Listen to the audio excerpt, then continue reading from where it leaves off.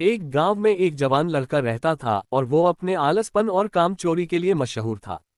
सभी गांव वासी उसे आलसी कहकर ही पुकारते थे क्योंकि वो पूरे दिन एक पेड़ के नीचे पड़ा रहता और लेटते लेटते वो अपने फ्यूचर के बारे में सोचता रहता और अच्छे अच्छे सपने देखता।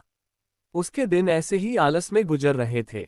लेकिन एक दिन उस गांव में एक साधु आए जो कि अगले 3 दिनों तक उसी गांव में ठहरने वाले थे। वो दिन भर लोगों से चंदा करते और लोगों को उपदेश देते और रात में गांव के बाहर बने मंदिर में आराम करते। वो साधु जब भी दान लाने जाते और रात को वापस आते तो वो साधु हर बार उस जवान लड़के को उसी पेड़ के नीचे लेटा हुआ पाते।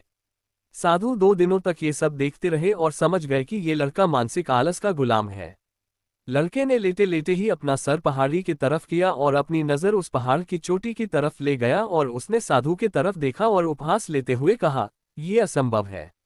मैं उस पहाड़ी के ऊपर तक नहीं जा सकता, मैं बहुत आलसी हूं। उद्धरण चिन्ह। साधु ने मुस्कुराते हुए कहा, अरे, मुझे जिस पंथ की तलाश है वो इस पहाड़ी के शिखर पर भी नहीं मिलेगा, वो तो इस पहाड़ी के दूसरे तरफ एक गुम्फा के अंदर मिलेगा, जिसके लिए इस पहाड़ी के शिखर तक चढ़कर फिर नीचे उतरना होगा। लेकिन वो कोई साधारण पंथ नहीं है, वो ऐसा पंथ है जिसे तुमने कभी नहीं देखा होगा। वो पंथ रेयर लेकिन सुंदर पंथ है जो रोशनी बिखेरती है। साधु के इन बातों से उस लड़के के अंदर एक्साइटमेंट बढ़ गई। उसने आज से पहले ऐसे पंथ के बारे में कभी नहीं सुना था और ऐसे रोमांचक सफर के बारे में सुनकर वो अंदर ही अंदर एक्साइटमेंट हो गया था। इसीलिए उसने साधु की चुनौती को कबूल किया और वो पहाड़ी की तरफ चल पड़ा।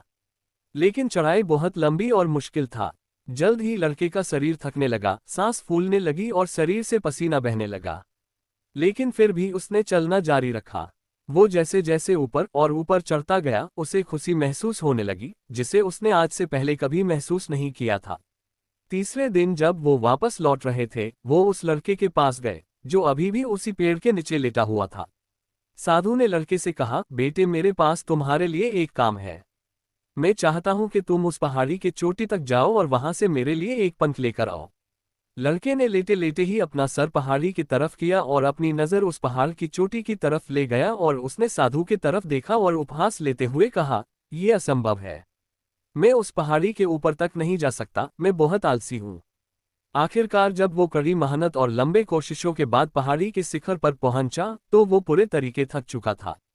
लेकिन वो बहुत खुश था, उसे अंदर से आत्मसंतुष्टि का एहसास हो रहा था। उसके चेहरे पर योद्धाओं जैसी मुस्कान थी, जैसे उसने कोई युद्ध जीत लिया हो। फिर उसने पहाड़ी के शिखर से नीचे देखा, उसके सामने एक बहुत ही मनमोहक नज़ारा था। लेकिन असली चुनौती आगे थी, क्योंकि उसे फिर उस पहाड़ी से नीचे भी उतरना था और उस गुम्फा को भी ढूंढना था जिसमें पंख मिलने की बात कही गई थी। नीचे उतरना बहुत ही ज्यादा मुश्किल और खतरनाक था क्योंकि ढलान ज्यादा गहरी थी और चढ़ाई के समय लड़का बहुत बार लड़खड़ाया और गिरा भी था। तो वो डर भी उसके अंदर था। लेकिन साधु को वो पंख ला के देने के वादे की वजह से वो लगातार आगे बढ़ता रहा।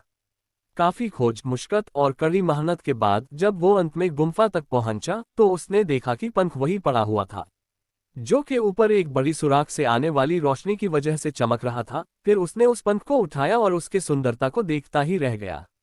वो काफी देर तक पंख को ही घूरता रहा, लेकिन फिर अचानक उसे याद आया, मुझे तो अभी वापस भी जाना है।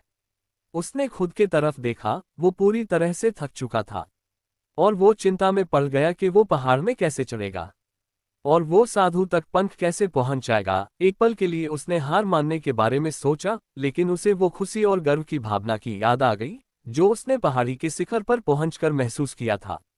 उसे एहसास हुआ कि उसके अंदर इस सफर को दोबारा पूरा करने की ताकत और मजबूती है। वो दोबारा पहाड़ी पर चढ़ने लगा। उसके मांसपेशियों में दर्द हो रहा था और कमजोरी की वजह से पैर कांप रहे थे, सांस फूल रहे थे। वो कई बार लड़खड़ाकर गिर भी पड़ा, लेकिन उसने हार नहीं मानी। वो खुद को आगे बढ़ाने के लिए लगातार मोटिवेट करता है।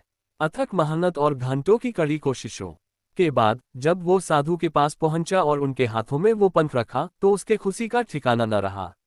उसे महसूस हुआ कि उसने आज अपने आलस पर काबू पा लिया है और कुछ बढ़िया करके दिखाया है। उसके चेहरे पर इतनी खुशी और संतुष्टि का भाव देखकर साधु मुस्कुराए और बोले, बहुत बढ़िया मेरे बच्चे, आज तुमने जीवन का बहुत ही महत्वपूर्ण सबक सीखा है कि आलस कोई ऐसी चीज नहीं है जिसे स्वीकार कर लिया जाए, बल्कि आलस एक चुनौती है जिसे दूर करना होगा। ये एक बाधा है जिसे पार करना होगा, और आलस को खत्म करने के लिए तुम्हें अपना पहला कदम उठाना ही होगा। उद्धरण चिन्ह। अपने मकसद की तरफ चलना ही होगा और तब तक चलते रहना पड़ेगा जब तक तू अपनी मंजिल को हासिल नहीं कर लेता। लड़के ने साधु के शब्दों की गहराई और उसके मकसद को समझते हुए हाँ मैं अपना सर हिला दिया। आज उसे एहसास हुआ कि वो हमेशा ही बड़ी और महान चीजें करने में काबिल था, लेकिन उसके आलस ने उसे रोक रखा था। अब वो जानता था कि उसके पास अपने रास्ते में आने वाले किसी भी बाधा को वो दूर करने की ताकत और मजबूती है। इसके बाद साधु ने उस लड़के को आशीर्वाद दिया और उस गांव से चले गए।